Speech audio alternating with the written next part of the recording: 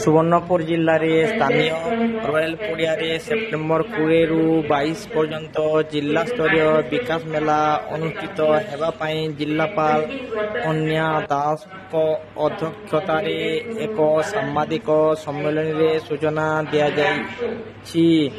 ସରକାରଙ୍କ ବିଭିନ୍ନ ସଫଳ ଯୋଜନା ବିଷୟରେ ଲୋକଙ୍କୁ ଅବଗତ କରିବାକୁ 30ଟି ଷ୍ଟଲ୍ ବିଶିଷ୍ଟ ଏହି ପ୍ରଦର୍ଶନୀ ଚାଲିବ। ତତ୍ସହିତ ପ୍ରତିଦିନ ସନ୍ଧ୍ୟାରେ ବିଭିନ୍ନ ଲୋକକଳା ଓ ସାଂସ୍କୃତିକ କାର୍ଯ୍ୟକ୍ରମ ଅନୁଷ୍ଠିତ ହେବ।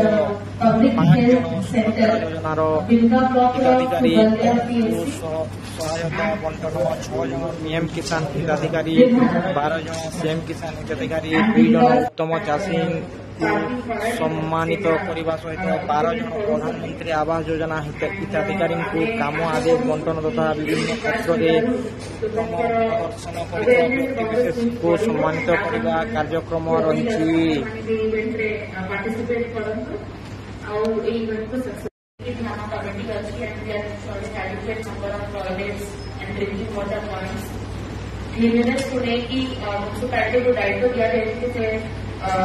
ରୁଟିନଲି କ୍ଲିନ୍ କରିବେ, ଡଷ୍ଟବିନ୍ ପ୍ଲେସ୍ କରିବେ।